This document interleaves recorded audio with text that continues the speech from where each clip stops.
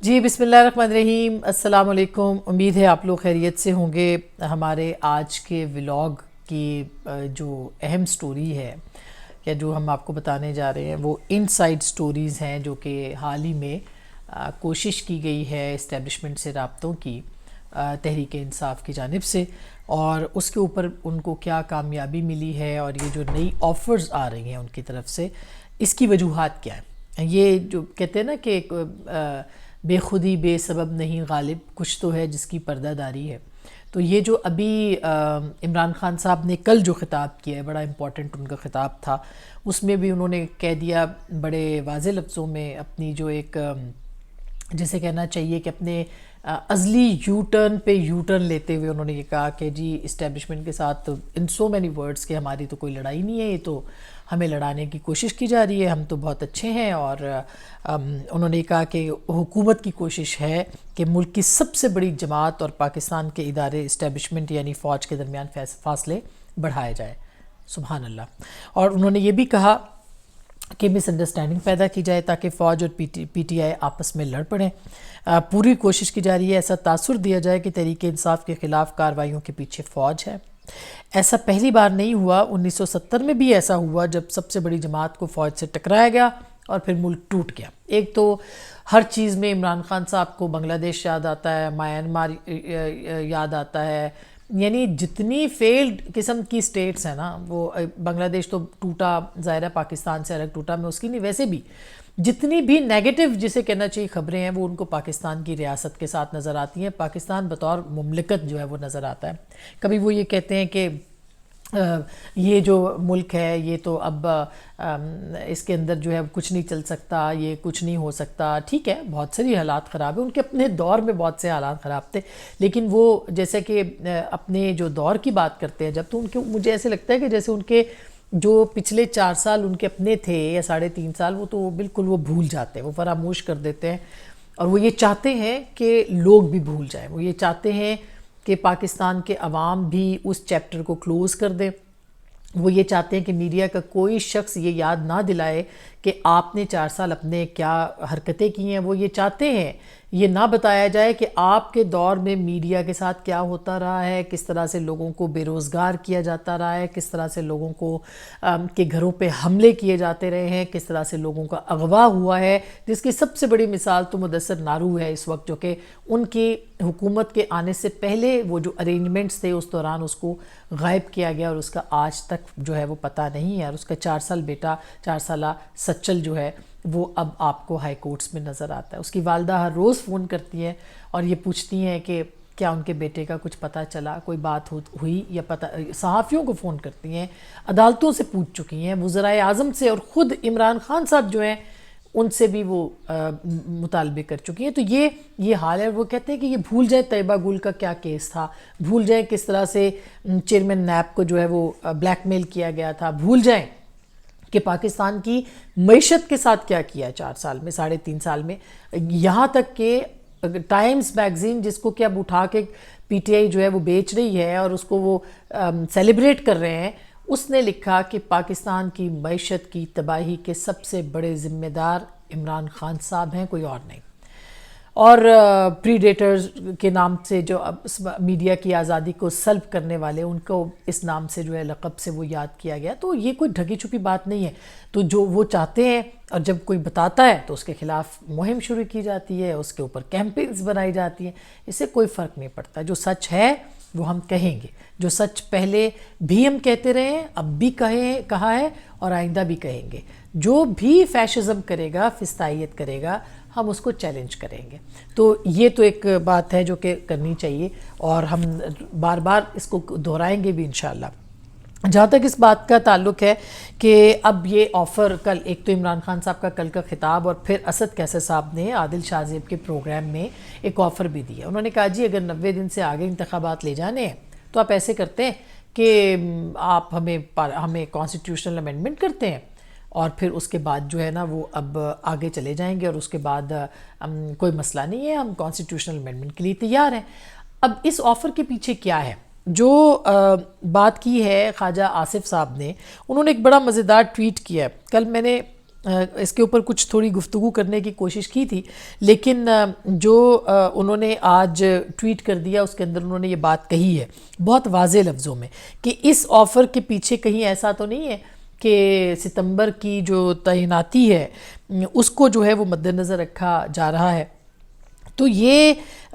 ستمبر کی تبدیلیوں کے اوپر بات کی، کوٹ ان کوٹ میں آپ کو بتاتی ہوں کیا کہتے ہیں۔ اسپیکرشپ کے دوران اسد قیصر صاحب مختلف معاملات پر حکومت کی طرف سے ایوان کی کارروائی کے متعلق آئی کے کی طرف سے کمٹمنٹ دیتے، وقت آنے پر وزیر اعظم کی ضد کا بہانہ بنا کر معذرت کر لیتے تھے، اور آئی کے سیاسی موقف کی تبدیلی کا ریکارڈ مذاکرات میں سب سے بڑی رکاوٹ اور رسک ہے۔ آفر کے پیچھے ستمبر کی تبدیلیاں تو نہیں۔ ہم آپ کو آج اس میں ایک سٹوری بھی بتاتے ہیں کہ یہ جو کمٹمنٹ دیتے تھے اور اسد قیصر صاحب کی بات نہیں سنی جاتی تھی اور وہ پیچھے بیک فٹ پہ چلے جاتے تھے، یعنی اپنی بات سے مکر جاتے تھے عمران خان صاحب، اس وقت ان کی جماعت کی اور جو حکومت اور ایون ریاست کے درمیان بات چیت کا سب سے بڑا پرابلم یہی ہے کہ عمران خان صاحب کی بات پہ کسی کو یقین نہیں، انکلوڈنگ ان کی اپنی پارٹی کے۔ جو بھی بات کرنے کے لیے جاتا ہے اس کو سمجھ نہیں آتا کہ اس بات کے پیچھے جو ہے وہ کیا بات نکلے گی، اور کیا ہم جو آفر کر رہے ہیں اور جو ہم بات چیت کرتے ہیں، ظاہر ہے کہ عمران خان صاحب خود تو بات چیت نہیں کر رہے، عارف الوی صاحب کرتے ہیں، اسد قیصر صاحب کرتے ہیں، شاہ محمود قریشی صاحب کرتے ہیں، یہ لوگ ہیں جو کہ بات کرتے، جو کہ بڑے ہیں، سینئرز ہیں اپنی جماعت کے اندر، اور جن کی وہ وقت بھی ہے، ان کے علاوہ تو ظاہر ہے پارٹی میں اور کسی کی وقت نہیں ہے، تو یہ جب بات کرتے ہیں تو ان کی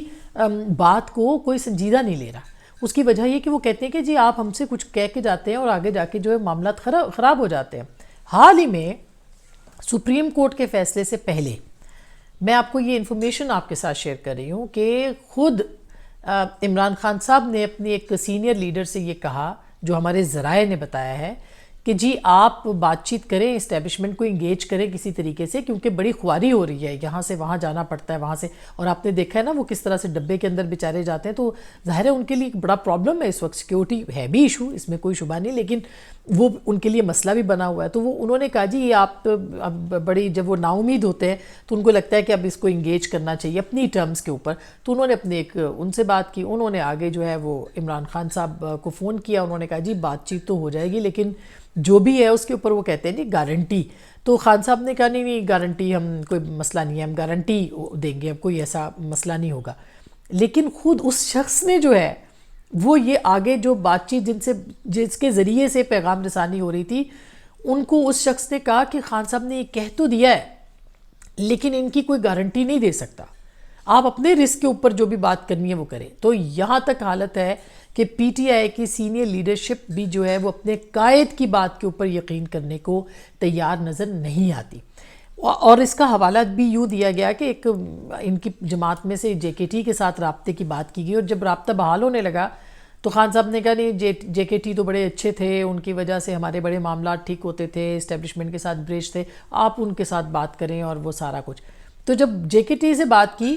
تو جے کے ٹی بٹر تھے، لیکن اس کے باوجود انہوں نے، وہ سافٹ ہیں، انہوں نے ایک طرح سے بات کی کہ چلو ٹھیک ہے، لیکن جب خان صاحب واپس گئے تو خان صاحب نے کچھ کیا مشاورت، وہ جن سے بھی کرتے ہیں مشاورت، تو وہ جن سے بھی مشاورت ہوتی ہے ان کی، اس کی بات کر رہی ہوں میں، اس پہ انہوں نے کہا کہ جی آپ فون کیا پلٹ کے کہ بھئی آپ تو بیک فٹ پہ، یہ تو انہوں نے تو چھرا گھونپا تھا میری کمر میں، تو میں تو ان کو میری پشت پہ، تو میں ان کے ساتھ بات نہیں کروں گا۔ تو وہ جنہوں نے آگے بات کی تھی وہ بیچارے پریشان ہو گئے کہ اب ہم کیا کریں۔ تو یہ ہے خان صاحب کا مسئلہ اس وقت، جو کہ جس کی طرف اشارہ جو ہے وہ آج خواجہ آصف صاحب نے ٹویٹ میں بھی کیا ہے، اور یہ اگر جب تک یہ بد اعتمادی رہے گی، اور یہی نہیں پتہ کہ بقول آپ کو یاد ہوگا کہ جنرل باجوہ نے کہا کہ جب ہم نے علیم خان صاحب کا بات کی کہ ان کو آپ سی ایم لگا دیں، تو فواد چودھری ساتھ تھے ان کے، تو انہوں نے کہا جی بیچ میں ایک رات بھی پڑتی ہے، تو اس رات میں فیصلے بدل جاتے ہیں۔ یہ کوٹ ہوئی ہے بات، کہیں پہ بھی اگر یہ غلط ہے تو آپ مجھے وہ بتا سکتے ہیں، یہ جنرل باجوہ کے نام سے کوٹ ہوئی ہے، انہوں نے جو انٹرویوز دی اور باقی چیزیں کی اس کے اندر۔ تو یہاں یہ ہے بد اعتمادی کا عالم۔ اب ستمبر کیوں وہ چاہتے ہیں؟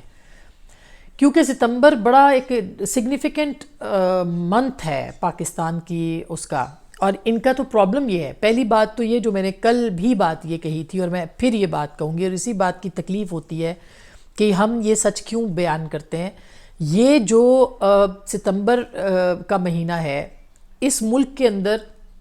آرمی چیف کی تعیناتی کو متنازع بنانے کے لیے عمران خان صاحب نے ہر آخری حربہ استعمال کیا، ہر حربہ. آپ کو یاد ہے کہ وہ ٹوٹی ہوئی ٹانگ کے ساتھ جو ہے وہ نہیں جاتے عدالتوں کے اندر، جہاں سے آج بھی ان کو پتہ نہیں 9 کے 10 مقدمات میں 8 مقدمات میں سے آج ضمانت پھر مل گئی ہے. وہ نہیں جاتے، مگر وہ جلسے سے خطاب کرنے پہنچ گئے اور انہوں نے کہا جی ہم اسمبلیوں سے ریزائن کر دیں گے، تاکہ اتنا بحران ہو کہ آرمی چیف کی تعیناتی جو ہے وہ نہ ہو سکے. اور یہ بالکل آخری تعیناتی کے آخری جو دن تھے، جو کچھ ہوا وہ بھی ایک تاریخ کا حصہ ہے. کسی وقت انشاءاللہ آپ کو بتائیں گے وہ ساری باتیں، ہم بہت ساری چیزیں ریکارڈ میں ہیں کہ اس وقت ہو کیا رہا تھا اصل میں. لیکن یہ جو تھا عمران خان صاحب نے اس وقت پورا کوئی دقیقہ فروغ گزاشت جسے کہتے نہیں کیا کہ عاصم منیر صاحب کی جو آرمی چیف کے بطور تعیناتی ہے اس کو روکا جا سکے اور ان کے پسند کے جو جنرل صاحب ہیں ان کو لگایا جا سکے. لیکن اللہ تعالیٰ بھی ایک بڑے پلانر ہیں، وہ پلان ان کا جو ہے وہ ختم ہوا. اور پھر اس کے بعد انہوں نے ابھی جو ان کی نظریں ہیں وہ اگلے آرمی چیف جسٹس کی تعیناتی ستمبر کے اندر. اور یہ جو ان کے چیف جسٹس سمجھے جاتے ہیں، جو کہتے ہیں اب ان کے پیچھے کھڑے ہیں، اور کل انہوں نے بڑے ان کے لیے تشکر بھی کیا، جو کہ ایک طرح سے دیکھا جائے تو کوئی بہت پاورفل یا بالکل بھی ایک طرح سے فلاپ شوز تھے ان کے. وہ چیف جسٹس صاحب جو ہے وہ ریٹائر ہو جائیں گے، نئے چیف جسٹس اب قاضی فائز عیسیٰ صاحب ہوں گے. تو اب ان کو یہ شبہ پڑ گیا کہ کہیں ایسا نہ ہو کہ اکتوبر میں بھی الیکشنز نہ ہوں. تو عمران خان صاحب اب پلاننگ کر رہے ہیں اکتوبر کی الیکشن ڈیٹ کو کنفرم کرنے کے لیے. تو اس لیے خان صاحب یہ کہتے ہیں کہ چلیں جی اب ہم آپ کے ساتھ نا آئینی 90 دن سے آگے لے جانے ہیں نا، ہم آپ کے ساتھ کانسٹیٹیوشنل امینڈمنٹ کر دیتے ہیں، ہم آپ کو آئینی رستہ دے دیتے ہیں کہ آپ آگے لے جائیں اس کا. یہ آئینی رستہ جو ہے یہ کانسٹیٹیوشنل امینڈمنٹ کا اگر دیا ہے تو یہ چیف جسٹس صاحب نے کس شک کے تحت دیا ہے، ابھی تو ان کو بھی اس کا جواب دہ ہونا پڑے گا جب تک وہ اس آفس میں کوئی نہیں پوچھے گا. ستمبر میں ان کے اپنے صدر صاحب کی بھی ٹینیور بطور انہوں نے اوتھ لیا تھا، 5 سال ان کے بھی پورے ہو جائیں گے، وہ بھی ختم ہو رہی ہے. اب اس کے لیے ابھی سے انہوں نے پلاننگ کرنا شروع کر دی ہے. بائی دا وے اب یہ سٹیٹمنٹس دے رہے ہیں جب تک نیا صدر نہیں آئے گا. یہ ایسا میرا نہیں خیال کہ ایسی کوئی چیز جو ہے وہ موجود ہے. اگر نیا صدر جب تک آتا ہے تب تک چیئرمین سینٹ جو ہوتا ہے وہ صدارت کے عہدے کے اوپر رہ سکتا ہے، اور اگر یہ ختم ان کی ٹینیور ہوگی تو چیئرمین سینٹ جو ہے وہ صدر بن جائیں گے. تو اس لیے ستمبر کے ارد گرد اب ان کی جو ہے وہ نظریں گھوم رہی ہیں. اور یہ ہم نے آپ کو کل بھی اس پہ بات کی تھی، اور ولاگ میں بھی بات کی تھی، اور اپنے پروگرام میں بھی میں نے فیصلہ آپ کا میں بھی یہ بات کہی تھی کہ اب یہ ساری چیزیں جو ہیں یہ اس کے ارد گرد گھوم رہی ہیں. تو ہوگا کیا، اب ظاہر ہے 10 اپریل کے بعد کہانی شروع ہونی ہے. آج قرارداد بہت امپورٹنٹ قرارداد پیش ہوئی ہے جو کہ پارلیمنٹ نے پاس کر دی ہے، اور پارلیمنٹ کی اس قرارداد کے بعد مہر ثبت ہو گئی ہے کہ اگر توہین عدالت ہوگی تو پارلیمنٹ کی توہین عدالت وہ ورسز پارلیمنٹ ہوگی، کیونکہ پارلیمنٹ نے قرارداد کی ہے کہ آپ کے فیصلے کو، سپریم کورٹ کے 3 ججوں کے فیصلے کو ہم نہیں مانتے. تو یہ اب ہوگا کہ پارلیمنٹ اب ڈٹ گئی ہے، وہ کھڑی ہو جائے گی. اور کل ایک اور اہم چیز ہونے جا رہی ہے. کل جو ہے وہ نیشنل سیکیورٹی کمیٹی میٹنگ ہے. اس میٹنگ کے اندر یہ سارے معاملات ڈسکس ہوں گے، اور جب اس کا اعلامیہ آئے گا تو اس میں ظاہر ہے کہ جو فوج ریاست کے ادارے ہیں، جس میں فوج بھی ایک ادارہ ہے، اور سب سے اسٹیبلشمنٹ جس کو ہم کہتے ہیں، وہ انڈورس کرے گی آج کی اس قرارداد کو جو پارلیمنٹ نے کی ہے. تو پھر عدالت کس کس کے اوپر توہین عدالت جو ہے وہ لگائے گی. ہاں یہ ہو سکتا ہے کہ الیکشن کمیشن کے اوپر توہین عدالت لگا دی جائے، چیف الیکشن کمشنر جو کہ پی ٹی آئی ان کو پہلے ہی اپنا دشمن نمبر 1 سمجھتی ہے، ان کے اوپر لگا دی جائے. لیکن اس سے فرق کیا پڑے گا؟ اس سے اتنی دیر میں قانون پاس ہوگا، ریویو کے اندر آپ جا سکتے ہیں، 3 جج بیٹھ کے وہ کریں گے.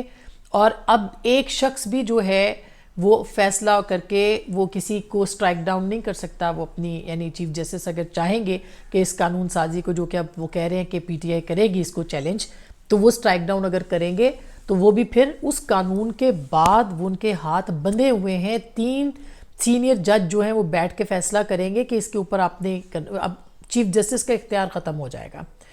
تو ایک انٹرسٹنگ صورتحال بنے گی. لیکن بہرحال پاکستان کی سیاسی جماعتوں کو اور بشمول تحریک انصاف کو، کیونکہ تحریک انصاف جو ہے وہ بینیفیشری ہو سکتی ہے آگے جا کے. دیکھیے بہت ساری چیزیں 62-63 کا قانون ختم کرنا چاہتی تھی Peoples Party, P M L N جو ہے اس کے راستے کی رکاوٹ بنی، اور پھر وہ پی ایم ایل این کے قائد کے اوپر اس کی تلوار چلی۔ عمران خان صاحب اسی 62-63 کو جو ہے وہ ڈیفینڈ کرتے رہے، اور آج وہ 62-63 ان کے خطے پھر پڑ گئی ہے ٹیریان وائٹ کیس میں، پڑ سکتی ہے، اس کے امکانات ہیں۔ اور ایک اور بھی ہو گیا اب تو، ان کی جو عدت میں شادی کا معاملہ وہ پشاور کے اندر اس کے اوپر بھی کوئی پٹیشن چلی گئی۔ تو یہ پارلیمنٹ کو سوچنا ہے، سیاسی جماعتوں کو سوچنا ہے، عمران خان صاحب کو سوچنا چاہیے کہ آپ پارلیمنٹ کی سربلندی کے لیے کام کریں، جس میں کل دوبارہ وزیر اعظم بن کے آ سکتے ہیں۔ ایسا نہیں ہے کہ آپ نہیں آ سکتے۔ تو اب یہ ایک دلچسپ ہوگا 10 اپریل کے بعد کہ کیا چیزیں سامنے آتی ہیں۔ اپنا بہت خیال رکھیے گا، اب تک کے لیے اتنا ہی، اللہ نے کے بعد۔